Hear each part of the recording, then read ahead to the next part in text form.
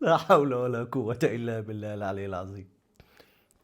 والله يا زمالك يا جدع، مش في توقف دولي؟ انت ايه اللي جابك في التوقف الدولي؟ بص، في بداية الكلام كده انزل اعمل لايك، نوصل الفيديو 10000 لايك. وانا دلوقتي رايق علشان لو اتكلمت في ماتش الزمالك هتعصب، فانا ماسك نفسي لحد ما اوصل للماتش ونشرح كل حاجة حصلت. فيا ريت تعمل لايك وتكون مشترك في القناة وتشير الفيديو، علشان بجد خلاص انا طقت من الاوضاع اللي بتحصل في نادي الزمالك. يلا نبدأ يلا نبدأ. تعال نبدأ بمباراة الزمالك وسموحة اللي انتهت 1-0، المفروض تنتهي 12-1 لسموحة طبعا. بص، احنا هنبدأ بتشكيلة يعني الزمالك علشان الناس اللي حفلت على النادي الاهلي في مباراة غزل المحل. اللي انا هعيد لك تاني تشكيلة النادي الاهلي. بص قدامك، وقلت لك كان في ندية، والحكم كمان لغاهم جول، والماتش خلص 2-1 ومفيش الا الشحات. تعال بقى ارجع لتشكيلة نادي الزمالك. الناشئ محمد عواد 150 سنة، الناشئ عمر جابر، اخوان بزيرة، 90% من التشكيلة بتاعتك. 90% من التشكيله بتاعتك، يعني عنصر او عنصرين اللي غايبين. ده حتى ناصر منسي نزل، وناصر ماهر نزل، والدباغ نزل، يعني يعتبر القوام الاساسي عندك. وده يبين لك يا ابو صحابي اللي انا بمهد ليه بقالي كتير، بقول لك احنا رايحين في داهيه. يعني ده مش شكل فرقه، انا بقول لك ده مش شكل فرقه، ولا عندنا مدير فني ولا عندنا اداره. بقول لك رايحين في داهيه، وانت ادعم ادعم التجربه جول ادواريه. ايه رايك في الجيل الادواريه؟ لبسنا في كام صفقه لبسناهم. وايه رايك بالمستوى؟ احمد عبد الرؤوف يكمل. ايه رايك؟ لا عايز افهم بس رايك في الكوره. شفت الانتباه زي اللي كان بيحصل فينا ده؟ عواد زي اخر الماتش شد ديل الدلبيه. انا يا عواد سبت ارضك ليه؟ انا هطلع اجيب جول. ولقيت اللعيبه بتلعب عليه حازم ماشي كده بره ال 18، والله بيتنقلها هنا عواد. طب بصولي معاكم شكل وحش، وتتنقل كده عواد يروح كده يتنقل كده. طب الجون فاضي يا عواد، زهق. والله الراجل زهق مننا. وسيف جعفر، لا اركن سيف، اركن بس ابناء العاملين اركنوا. نيجي لفموش. اخوان برايز، ايه ده يا اسطى؟ لا قول لي ايه ده، لا والله قول لي بس ايه ده. في حمامتين كنت عايز تجيبهم صح؟ والله انا عارف يا اسطى، انت قدام الجون بلح، وكرة زي ديت اصلا كنا ترجعنا المباراة ده في الدقيقة حاجة و50، وكنا نرجع المباراة. ايه يا اسطى؟ ايه يا اسطى بقى؟ ده انت مدفوع فيك 2 مليون يورو شكك. دي لازم ننوه ما دفعناش ولا جنيه. دي القضية اللي هتوقف النادي مدى الحياة، دي قضية قفل الكيل. ففي الاخر فموشة هيفسخ وهيمشي. فموشة حبيبك ويفسخ ويمشي، وهي بقى فرقة. ما انا بفموشة بخسر وفموشة ولا بعمل اي حاجة. والله يعني لحد اللحظة ديت في كمية اسماء من الصفقات. يعني في واحد عندنا اسمه ادم نخلة، ده صفقة بيعمل ايه؟ منازل بشعره كده. عارف الست كوريا يا ام المطهر؟ ايه دي؟ ايه والله دول قوام اساسي. عمرو ناصر ده قوام اساسي، ده راس الحربة الاساسي بتاع احمد شريف الرابر اساسي. اخوان بزيرة ده اساسي. دول كلك اساسيين يا رجاله. هتلحقوا النادي ولا هتسيبوه يغرق؟ ده انا جاي لكم المواضيع بعد كده، بس في تفاصيل في المباراه تشيل. ده الجول اللي جابوه بتاع سموحه من نص الملعب. سيبك بالعبث اللي حصل في الاخر، كمل الانفرادات. فاول اتلعبت من نص الملعب، اتزحلقت من دماغ لاعب سموحه، عدت الويجز واقف. سحرت لي ولا سحرت لي. والمدافع بقى يا عيني على الناشئ بتاعنا هشام فؤاد ده، قالت له خش يا شاكوش يا جامد اشكرك. يوه، وانا كنت عمال اشكر قوي، شكرت كتير من مناخيري، والله شكرت مهما شكرت في قطاع الناشئين. الاهلي بيصدر يعني بقطاع الناشئين، وبيقول لك رايحين برشلونه، واللي رايح الدوري البرتغالي، واللي رايح هنا هنا، واحنا عندنا قطاع ناشئين اقسم بالله يتوقد، اقسم بالله. وانا كنت صابر، نصعد ايه؟ اكتب الباكابورت دي محدش يصعد. ما تصعدوش حد.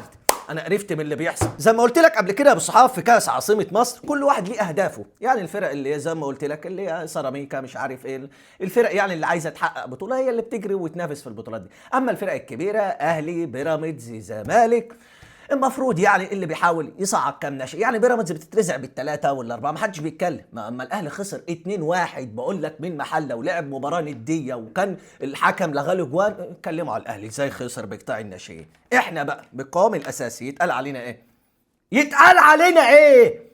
وفي نفس الوقت اهدافي ايه؟ اهدافي ايه في كاس الرابطه؟ يعني انا نازل بالقوام الاساسي، يعني انا بنافس على البطوله، فتخزوق كده. يعني مثلا الاهلي قال لك هستفاد كام 3 4 ناشئين نصعدهم، في كام واحد لا ينفع يتصعد. بيراميدز بيترزعوا، ما انا ما بتفرجش عليهم. لو حد على الاقل بيلعب بالناشئ يعني في حجه. انا بلعب بالقوام الاساسي، فبترزع ليه وبخسر ليه والشكل ده ليه؟ ده يبين لك زي ما قلت لك والله ما عناش فرقه، وفي ناس عندها امل الكونفدراليه مع البطل المعزل مع والدوري نافس. تعالى بقى للتقييمات بتاع المباراه. بص انا مش هتكلم كتير، في الاول والاخر دي بطوله قلت لك المفروض يعني تكسبها ترضي. ده احنا لما كسبنا المباراه الاخيره والريمونتادا اكننا خدنا كاس العالم، فاكر عرضيه وناصر منسي الله الاسطوره بتاعتنا الله يا اخوان، فاكر الزراغيط؟ قلت لك يعني بطوله تبرد نارك، ففي الاخر كمان يطلع بالشكل ده بالاداء ده ونتحرج على ارضيه الملعب. بقول لك مع الرأفه 1-0 ايه، بقول لك المباراه 12 لسموحه، حسام اشرف مضيع 900 والفرقه بتروح قدام الجون وعواد يطلع والدفاع تعالى للتقييمات عشان ما اطولش. عواد صد في الاول 200 انفراد، بس في الاخر زهق يعني، لقى نفسه وحيد والعيال بتيجوا عليه، قال انا هشارك، انا عايز اروح اجيب جول، فبرضه 5 عواد. ما هو انت ايشو يا واسطتك ايه؟ قول لي يا اسطى بقى بالله واسطتك ديت، انا عايز اشتري حته هنا على الطريق، بتبقى غاليه شويه بس بالواسطه بترخص شويه، عايز واسطتك بالله، عايز اشتري حته ارض على الطريق هنا. سبوخس على اللي طلعكم من قطاع، دول قطاع ناشئين 0. الويجز يا وينش كنت عايز تروح منتخب الاول؟ لبستنا في 30 مليون واقسم بالله قال لك الاهلي بيفاوضوا، الحق الوينش خد 30 مليون لبسناه 0 يا وينش. هشام فؤاد بص، انا هفضل اقول يعني قطاع الناشئين، انا قلت اي واحد بيصعد من الاهلي ومن الزمالك يعني اي حد بيطلع من كده بنقيمه 6، بس يا هشام انا هديك الف ح والله يعني كفايه عليك الف ح، عشان ده مش قطاع ناشئين يا اتش، يعني ده مش اسلوب يا اتش، يعني انت كل كوره جات لك يا اتش كنت بتعمل اسيستات يا اتش، مفيش التحام مفيش ارتقاء مفيش اي حاجه يا اتش، فبعد اذنك انا هقيمك بالف ح بس. عمر جابر لغز. انا فرحان ان عمر جابر موجود، ليه؟ رحمني من اوشنج اللي قاعد على الدكه، رحمني يعني ده بقى ليفن، لا الحمد لله ليفن اسهال، بس الحمد لله اللي عمر جابر لعب. بس عمر جابر لعب ليه برضك؟ يعني السؤال ليه علامه استفهام. ماذا يفعل عمر جابر؟ وجوده ايه في الحياه اصلا؟ ماذا يفعل؟ يعني من ساعه ما دخل نادي الزمالك ماذا يفعل؟ والناس بتتريق على محمد هاني. تعالوا شوفوا المصيبه اللي احنا فيها. 0 يا قائد، 0. محمود جهاد برضك يا جهاد انت راجع يعني راجع فورمه 2 اكس ليه كده؟ اكني مشغل الفيديو 2 اكس وبطيء وسلو. ايه يا جهاد عامل ايه يا جهاد؟ يا ريتك ما رجعت يا جهاد. 0 يا جهاد. سيف جعفر بو على اللي جاب يا جدع بجد. فكره ان ابناء العاملين ديت انا عرفت منها اعداد اهو، ده النسل بتاعها، ده نسل ابناء العاملين، ده نسله عشان ابوه فاروق جعفر فيجي يلعب عندنا. ليه يلعب عندنا؟ ليه؟ عشان ابوه فاروق جعفر ما يلعب في اي نادي، اتكرش بره النادي وغار نرجعه تاني. ليه؟ ابن النادي لبسني 900 اصلا انفراد، وابن النادي طول المباراه قاعد. ايه يالا دي؟ يالا اللي جابكم النادي الله يخرب بيتكم. 0 انت وابوك. ابوه عمل لك ايه؟ عشان انا ما بحبش برضك يعني كابتن فاروق جعفر، ما بحبوش يا عم، ما بعرفش يتكلم، وكان مدرب انا ما اعرفش ازاي. ادم نخله الست كوريا 0. احمد شخيف شخيف عامل ايه؟ عايزين بقى واحده بقى ايه مع حوده بندق بقى، واحده كده ايه، قول لي ليه تسيبني ليه، صوتك بيتقال عليه حلو كده رفيع خفيف كده. 0 يا شريف. لعب وشك كام كره في العرض يا خفاجه؟ 0 برضك يا حبيبي. عمرو ناصر ليه؟ يعني انت جيت ليه يا اسطى؟ قلت لك في صفقات جيت كده مع العزال، يلا اركب يا عم هنحمل كام صفقه كده، جبنا 10 صفقات الجيل ادوار جابهم لبسناهم. 0 يا عم. اخوان فموشه فاموس ونجمه ودمعه بقى بعد الماتش، قلبه على النادي، قلبه على النادي، ما شفتش هو بيعيط واحنا خسرانين، شكوى، قدم شكوى عايز فلوس. 0. بعد كده مين اللي نزل؟ في واحد اسمه ايه سيد اسامه، سيد اسامه نزل والله احسن من هشام فؤاد، يعني هديله 2. بعد كده مين اللي خرج؟ عمرو ناصر، ادم كايد، المنسي والدباغ. ما هو يا رجاله ما احنا كلنا موجودين اهو، ما بنلعبش ليه؟ ما بنسجلش ليه؟ واحنا بنلعب البرازيل. 0 يا رجاله، منسي والدباغ. بعد كده مين اللي خرج؟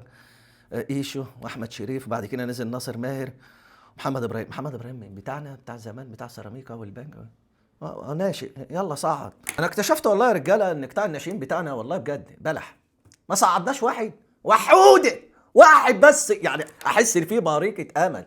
الناس عماله تصعد، الاهلي اللي ما كانش بيدي فرصه للناشئين لا بيدي اهو. ولاعيبه بقول لك جاي لها من برشلونه وهنا وهنا.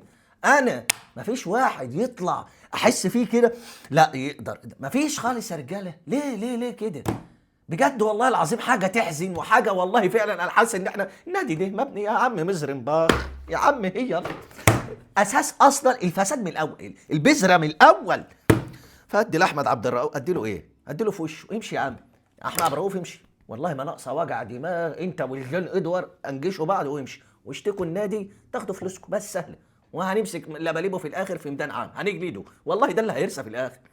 تعالى بقى للمواضيع اللي بعد كده. بس انت عملت لايك؟ بفكرك في نص الفيديو كالعاده وانت بتطنش، بس يا ريت تكون عامل لايك ومشترك في القناه عشان المواضيع دي تبين الفرق ما بين الاداره في الاهلي. المفروض الاداره بتاع النادي الاهلي تيجي تعمل مع اداره نادي الزمالك معايشه علشان تتعلم منها. لازم نفتكر الفيديو، يعني بجد فيديو عالمي لازم نفتكره مع بعض. اسمع. ممكن اداره النادي الاهلي تطلب انها تعمل معايشه عند نادي الزمالك، ان هو يبقى يتعلم اصول الاداره الحديثه. يا سلام، انا بفكرك ليه بالحته ديت؟ عشان اللي احنا داخلين عليه يبين، بس عشان بتوع نظريه المؤامره واقوام موازيه علينا والاتحاد والفيفا هبين لك مدى كميه المشاكل بسببنا. بس يا رب بقى نتكتم ونخرس وما نعلقش فشل على حاجه تانية.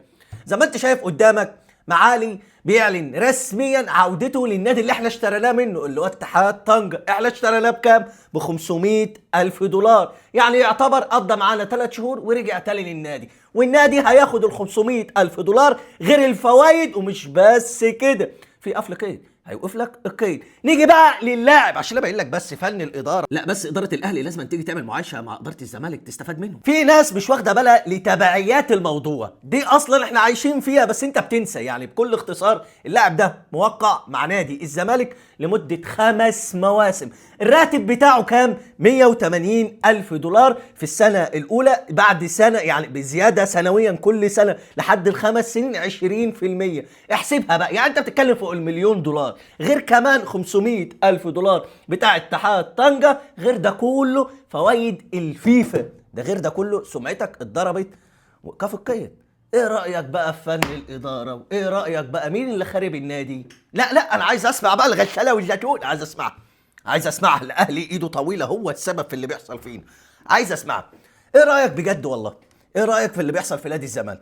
كابتن لباليبو والله لا جبت اخري منك ولا ليا في الخشن، وقلت لك كذا مره ما تخلينيش بقى اجي اعملها معاك في النادي جوه ده اذا لقيتك اصلا. المهم يا صاحبي ان دي قضيه واحده من ضمن قواضي جاي، قضيه واحده. يعني انت بتتكلم في 2 مليون دولار، غير كمان ان القضيه ديت هتوقف لي القيد مرتين 2 مره علشان اتحاد طنجة. والله يا ابني ما في زبون احسن مننا، والله مأكل كل الجهات. يعني لو بصيت كده بالصحاب، عبد الحميد معالي هياخد عقده كاملة اللي هو 5 سنين، هو لعب بس عندنا 3 شهور فهياخد عقده 5 سنين. ده مش بس كده، اتحاد طنجة اللي هو بس وداه يعتبر 3 شهور إعارة هياخد ال 500,000 دولار. ده مش بس كده، في جهة كمان هتاخد الفوائد. فأنا مأكل كل ده ولا لأ؟ يا نادي الزمالك يا بتاع الغلابة يا أبو ريال يا مجلس لباليبو العار، الله يخرب بيكم. والله لو في واحد قصد يخرب النادي ما هيبقى بالشكل ده. والجون ادوار الموهبه المغربيه معالي، ده احنا جايبينه من اللقطه. شفتش مين ده؟ كان الباير والريال داخلين فيه، احنا اللي خطفناه وخدناه. اما بالنسبه للخبر اللي بعد كده برضك في نادي الزمالك ان هو هيفتح شركه كوره. يا رب حلو اللي انت تاخد من النادي الاهلي، قلت لك خد منه ايجابياته بس تبقى الارض صالحه عشان ما تيجي تبني الصبه ما تقعش فوقنا كلنا وتدمدمنا. فاحنا هنقلد اهوت ونعمل شركه كوره. فما لقاش بعد شهرين ولا حاجه ادينا رجال اعمال النادي اتباع منه جزء اصلا وحاجات غريبه. فيا رب تنجح شركة الكورة ويبقى متأسس لها صح. لسه لحد دلوقتي مفيش أسماء بعينها من الرئيس، مين اللي موجود فيها، مكونة عبارة عن إيه، لسه ما أعلنوش الأسماء. يا رب بس مش من باب التقليد وخلاص زي ما عملنا كده في مواقف، يعني ده جه فلسطيني تعالى نجيب زيه ويلبسنا في عمر فرج، غير كمان ياسر حامد، غير كمان كتير لبسنا وادم كايد لبسنا. فمش تقليد ومجرد التقليد شركه الكوره يلا هنحل، وانا عارف ان هي ممكن تبقى عبء علينا وندين ليها وحاجات اصلا مع المجلس ده مش ضامنها. فيا رب ما يبقاش بس مجرد تقليد وخلاص. المهم ان ده يبقى حاجه تضيف لنادي الزمالك، ما تبقاش بس استبروا علينا. يعني تبقى الشماعه كده جنب الارض كده، استبروا علينا الشركه دي ما تشتغل ولا حاجه. هم خلاص يعتبر فاضل لهم سنه ونص والمجلس ده هيمشي، الانتخابات اللي يعني خلاص تقدر تقول شبه الوقت بتاعهم. استبروا علينا الشركه بس ما تقوم ونعمل، ولا عارف الحجج دي في ظل الهبل اللي بيحصل داخل نادي الزمالك يا ابو الصحاب. زي ما انت شايف الخبر اللي قدامك، اللعيبه المصريه زي ما قلت لك الفتره الاخيره لمينا من بعض كرجال اعمال وشويه الناس انا هدفع، ولمينا من بعض علشان ايه؟ نلحق بنتايك ونلحق اخوان بزيره والشيكو ماز، تلحق كام اجنبي كده علشان ما يفسخوش من طرف واحد ويمشوا زي اللي مشيوا. فدفعت للاجانب. ساعتها قلت لك ايه؟ طب المصريين ياكلوا طوب اهم قبل مباراه كاس مصر اللي جايه، وعندنا مباراه في كاس مصر، يعني مباراه يعتبر اللي هيخرج يعني لا فلوسنا يا رجاله. طب انتوا اديتوا للاجانب، احنا ايه؟ طب ما احنا استبرنا وما اشتكناش. طب المفروض احنا كمان اصلا تدفعوا لنا قبلهم علشان احنا مقصلين وقفنا جنبكم في الازمه، فانتم علشان اللي اشتاكوا فتلحقوهم واحنا ناكل طوب. طب الحقونا ادفعوا لنا اي حاجه. لا حول ولا فلت والله الواد زيزو، اقسم بالله يا ابني انت نجدت بنفسك، اقسم بالله. كل واحد بقى يمشي دلوقتي خلاص، بقى عرفنا مين اللي جعان.